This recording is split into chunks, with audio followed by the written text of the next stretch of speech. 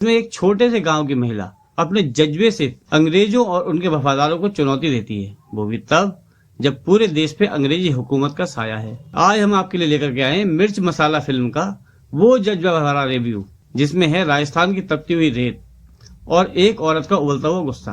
आखिर क्या थी इस कहानी में ऐसी बात जिसने इसे एक अमर कहानी बना दिया। लेकिन इससे पहले कि हम इस कहानी में आगे बढ़ें, अगर आपको मेरी मेहनत पसंद आती है तो वीडियो को लाइक, शेयर और चैनल को सब्सक्राइब जरूर कर लें।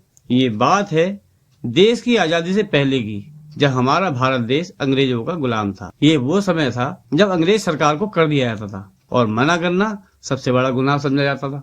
इसके एवज में सरकार लोगों की जमीनें भी हड़प लेती थी। लोगों को सबक सिखाने के लिए महिलाओं की इज्जत को भरे बाजार उछाला जाता था। अगर कोई विरोध करता तो उसे भयंकर सजा झेलनी पड़ती थी। कई बार तो अपना रौब दिखाने के लिए जान से भी मार दिया जाता था। हालांकि अंग्रेज अफसर सीधा ये काम नहीं करते थे, बल्कि उन्होंने इसके लिए जिले और तहसीलों के ऊपर अपने सूबेदार बैठा रखे थे। अक्सर ऐसे सूबेदार इलाके का कोई रसूख वाला भारतीय होता था। तब के सूबेदार आज के जिला कलेक्टर, न्यायाधीश और इलाके के सर्वोच्च पुलिस अधिकारी की सम्मिलित शक्तियों से भी अधिक ताकत रखते थे। एक तरह से बिल्कुल निरंकुश, उन्हें कोई डर नहीं था। एक दिन राजस्थान के दूर दराज के किसी गांव में इसी तरह के एक सूबेदार ने अपना डेरा जमाया। उस सूबेदार के आते ही उसके सिपाहियों ने गांव की महिलाओं के साथ छेड़खानी शुरू कर दी और मुर्गियों और जानवरों को लूटा जाने लगा। असल में उस दौर में सरकारी सिपाहियों का चरित्र किसी डकैत की तरह ही था, जो अंग्रेजी हुकूमत के लिए भारत को लूटा करा करते थे। गांव वाले भी जानते हैं कि जब तक सूबेदार और उसके सिपाही गांव के आसपास रहेंगे, गांव में सबका जीना दूभर ही रहेगा। पर गांव में कुछ लोग ऐसे भी हैं जो उनसे खौफ बिल्कुल भी नहीं खाते। एक दिन जब गांव की महिलाएं नदी से पानी भर रही थी, सूबेदार अपने सिपाहियों के साथ वहां आ धमकता है। बाकी महिलाएं तो डरकर वहां से भाग जाती हैं, पर उनमें से एक महिला सोनबाई वो नहीं भागती है, बल्कि सूबेदार से कहती है कि गांव में जानवरों के लिए अलग से घाट बनाए, यहाँ से केवल इंसानी पानी पिया करते हैं। सूबेदार ने डरपोकों की बस्ती में ऐसी तीखी जुबान वाली की उम्मीद नहीं की थी, इसलिए कहता है कि क्या वह जानवर को भी थोड़ा सा पानी पिला सकती है।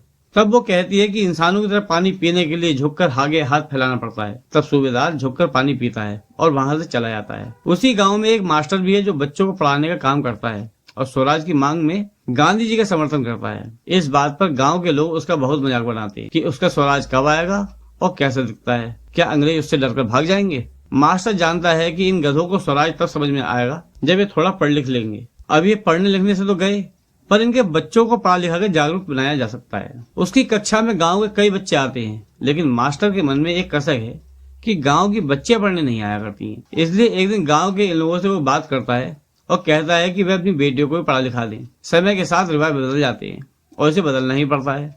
इधर सूबेदार के आने की खबर गांव में फैल चुकी है, इसलिए गांव के लोग उसकी जी हुजूरी करने उसके तंबू के पास जा पहुंचते हैं। तो इधर वो भी उनके सामने अपनी रौबदारी दिखाने से बिल्कुल भी नहीं कतराता है।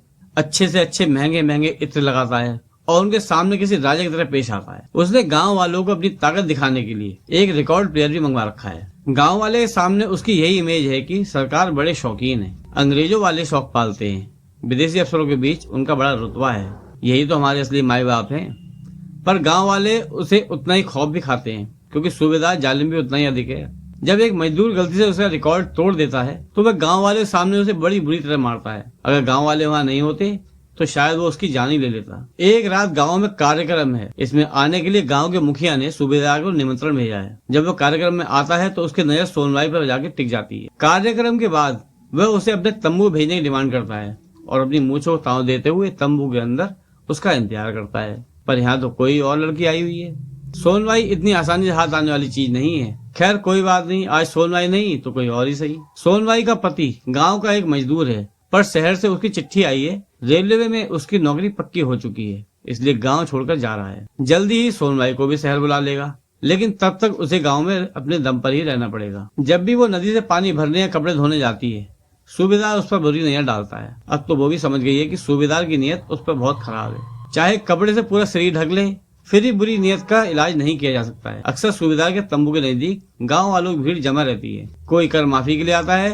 तो कभी कोई न्याय की गुहार लगाता है। एक सुबह जब सूबेदार अपनी हजामत बनवा रहा था तो रोज की तरह गांव वाले उसके पास आना शुरू कर चुके थे। आज वह नदी की तरफ जाती हुई सोनबाई को देखता है, तब वो आधी हजामत के बीच में ही उठ खड़ा होता है और सोनबाई के पीछे बढ़ जाता है। फिर बदतमीजी के साथ उसका हाथ पकड़ लेता है और कहता है कि वो उसके तंबू में आए, उसके लिए प्यारा सा गाना सुनाएंगे और ऐसा जादू दिखाएंगे कि वो दंग रह जाएगी। इसी के साथ साथ सूबेदार उसके शरीर को छूने की कोशिश भी करता है। तब सोनबाई अचानक से उसके गाल पर जोर का तमाचा जड़ देती है। सूबेदार ने मुंह में पान दबा रखा था, इसलिए झापड़ के बाद मुंह से निकली पान की पीक ऐसी लगती है जैसे सूबेदार के मुंह से खून निकल आया हो। कई गाँव वाले भी वहां मौजूद थे।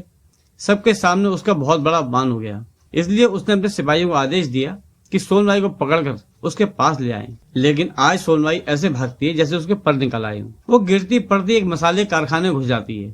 दरअसल सोनबाई यही काम किया करती थी। कारखाने के दरबान ने सोनबाई को घबराई हुई देखा तो कारखाने का दरवाजा तुरंत बंद कर दिया और सिपाहियों को कारखाने के बाहर ही रोक दिया। सिपाहियों के लाख धमकाने के बाद भी उसने दरवाजा नहीं खोला, क्योंकि वो समझ गया था कि वो लोग सोनबाई के पीछे पड़े हैं। दरबान अब्बू मियाँ एक बुजुर्ग आदमी है। जब सिपाही छत पर चढ़कर अंदर आने की कोशिश करते हैं तब वो सिपाहियों पर अपनी दुनाली बंदूक तान कर कहता है कि अगर अंदर आने की जरूरत की तो खून बहेगा। तब सिपाही भी वहां से चले गए। ऐसा लगा जैसे मामला ठंडा पड़ गया। इधर गांव में भी एक किस्सा घूमने लगा कि जब सूबेदार ने सोनबाई के साथ जबरदस्ती करने की कोशिश की तो उसने सूबेदार की गाल पर इतने जोरदार झापड़ रसीद किया कि उसके दांत टूट गए और मुंह से खून निकलने लगा। अब तो सूबेदार भी चुप नहीं बैठने वाला था। अब तो बात उसकी शान पर आ पड़ी थी। एक मामूली सी लड़की कैसे उससे उलझ सकती है? उसे सबक तो सिखाना ही पड़ेगा। वो कारखाने के मालिक जीवन सेठ को बुलाता है और कहता है कि वह दरबान से कहें कि उसके सिपाहियों के लिए दरवाजा खोल दे। वो चाहे तो दरवाजा खुद भी खुलवा सकता है, लेकिन याद रखना अगर दरवाजा तोड़ना पड़ा तो गोदाम के ताले तो टूटेंगे ही, साथ ही साथ तुम्हारी तिजोरी भी टूटेगी। डर के मारे कारखाने का मालिक जीवन सेठ उसकी बात मान लेता है। वो कारखाने पहुंचता है और दरबान से कहता है कि उसने दरवाजा क्यों बंद कर दिया है। वह दरवाजा खोल दे, उसे गोदाम से कुछ सामान निकालना है। अब दरबान दरवाजा खोलने पहले सीढ़ी लगाकर बाहर देखता है कि क्या वह सच में सामान निकलवाने आया है या साथ में सिपाहियों को भी लेकर के आया है। तब दरबान ये देख लेता है कि सिपाही भी उसके साथ हैं, इसलिए दरवाजा खोलने से मना कर देता है। तब वो सेठ उसे नौकरी से निकालने की धमकी देता है, पर वो कहता है कि वह इस कारखाने का दरबान है। उसका काम सिर्फ सामान की रखवाली करना ही नहीं है, बल्कि यह काम करने वाली महिलाओं की हिफाजत भी उसकी जिम्मेदारी है। आगे सेठ तुम्हारी क्या मजबूरी थी कि तुम्हें यह सब करना पड़ा? क्या तुम्हें पता नहीं कि सोमनाथ के साथ लोग क्या करेंगे? अब मैंने ठान लिया है कि चाहे मैं मर जाऊं पर सूबेदार को मनमानी नहीं करने दूंगा। उन्हें उम्मीद है कि जब पूरे गांव को पता चलेगा तो सभी सोनबाई के हक में खड़े हो उठेंगे। इसलिए कारखाने काम करने वाली दूसरी बुजुर्ग महिलाएं जानती हैं कि इस गांव का ऐसा चरित्र नहीं है। ऐसे ही घटनाएं पहले भी हो चुकी हैं, तब भी सब खामोश थे, किसी ने चूं भी नहीं किया था। जब सेठ यह काम नहीं कर सका तो सूबेदार ने गांव के मुखिया को बुलावा भेजा। अब सोनबाई को उसके पास लाने जिम्मा उसका है। वह इसे एक तरह का लगानी समझे। वैसे तो मुखिया गांव में सबके सामने रौब झाड़ता फिरता है कि उसने अपने बेटी को भी स्कूल से निकलवा लिया है कि लड़कों के बीच बैठकर कैसे पढ़ सकती है, कि यही संस्कार है। लेकिन जब सूबेदार ने सोनबाई को उसके पास लाने की शर्त रखी, नहीं तो इसकी बुरी सजा देगा, सारे गांव को जला देगा, डर से उसकी पत्नी का नाड़ा ढीला हो गया। उसने आनंद फानंद में पंचायत बैठाई और सारे गांव वालों को इसमें राय देने का प्रस्ताव दिया। उसने तो यह पहले से ठान लिया था कि वह सब मिलकर यही फैसला करेंगे कि गांव वालों की भलाई के लिए सोनबाई को पकड़कर सूबेदार को भेंट में दे दिया जाए। लेकिन जब मास्टर ने विरोध किया कि एक सोनबाई से उसकी भूख मिट जाएगी, आज उसने एक सोनबाई मांगी है।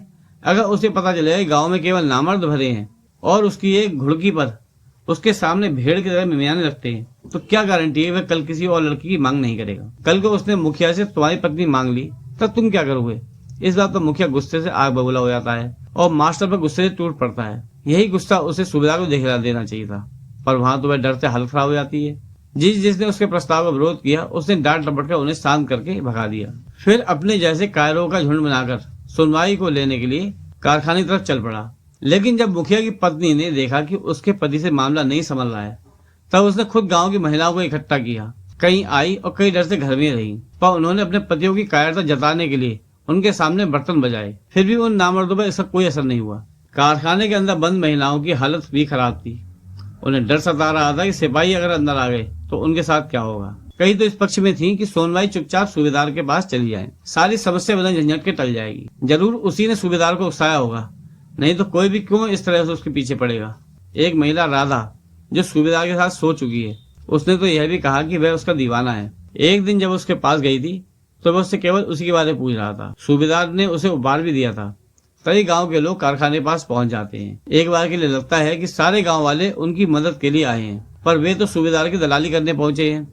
मुखिया कहता है कि किसी एक की वजह से पूरे गांव में आफत आ रही है, तो उसे अपनी कुर्बानी देकर पूरे गांव को बचाना चाहिए। पंडित भी कहता है कि यही उसका फर्ज है। मुखिया दरबान अब्बू मियाँ से कहता है कि वो दरवाजा खोल दे। अब्बू मियाँ को उम्मीद थी कि गाँव वाली उसकी मदद के लिए आएंगे, पर यहाँ तो सब उल्टा हो रहा है। अब तो अब्बू मियाँ भी अड़ जाते हैं, जैसे उसने जिद ठान ली हो कि आज मरकर रहेगा। उसने दरवाजा खोलने से मना कर दिया और कहता है कि वह इस गुनाह में भागीदारी नहीं करेगा। जाके सूबेदार से कह दो कि गांव में एक मर्द मौजूद है, जवान ना सही बूढ़ा है, पर जब तक जिंदा है यहाँ जुर्म की मर्जी नहीं चलेगी। तब गांव वाले उसे समझाते हैं कि उसका मुकाबला करना बेवकूफ़ी है। उसके सिपाही दरवाजा तोड़ देंगे, सोनवाई को भी ले जाएंगे और वो बेमौत मारा जाएगा। जब सोनवाई को कारखाने के अंदर मौजूद महिलाएं कोसती हैं, तब वह बाहर जाने के लिए राजी हो जाती है, पर अब्बू मियाँ उसे रोक देता है और कहता है कि अगर थोड़े बहुत ताने सुन भी ले तो उसमें क्या बुराई है, सब उसके अपने ही तो हैं। लेकिन जब सूबेदार के सारे सर्कस खाली हो जाते हैं, तब वो खुद अपने सिपाहियों को लेकर वहां पहुंचता है। अंदर महिलाएं भी लड़ने को तैयार हैं। सोनवाई के हाथ में हथियार है, अगर वो उसे नहीं मार सकी तो खुद को मार लेगी। अब तो बात मान सम्मान पर आ गई है। अब उन्होंने भी बंदूक में गोलियां भर ली लड़ने को। जैसे दरवाजा टूटता है, वह गोली चलाकर सिपाहियों को जख्मी कर देता है। एक गोली तो सूबेदार के कान के पास से निकलती जाती है, जिससे सूबेदार घोड़े से नीचे जा गिरा। लेकिन जवाबी फायरिंग में अब्बू को भी गोलियां लगी और वहीं पर उसकी मौत हो गई। सूबेदार को लगा कि अब तो वह आसानी से सोनवाई को काबू में कर लेगा। सबसे बड़ी रुकावट तो चली गई, इसलिए वो पूरी अकड़ के साथ कारखाने के अंदर अकेला ही चले जाता है और उसे पता नहीं है कि अंदर उसका स्वागत कैसे होने वाला है। सामने सोनवाई दिख रही थी, वह हंसते हुए उसकी तरफ बढ़ता है, पर तभी अचानक से दो महिलाएं उसके ऊपर ढेर सारा मिर्ची पाउडर फेंक देती हैं। बहुत सारी मिर्ची उसकी आंखों में चली गई। तेज मिर्ची जलन से उसकी आंखें जलने लगी।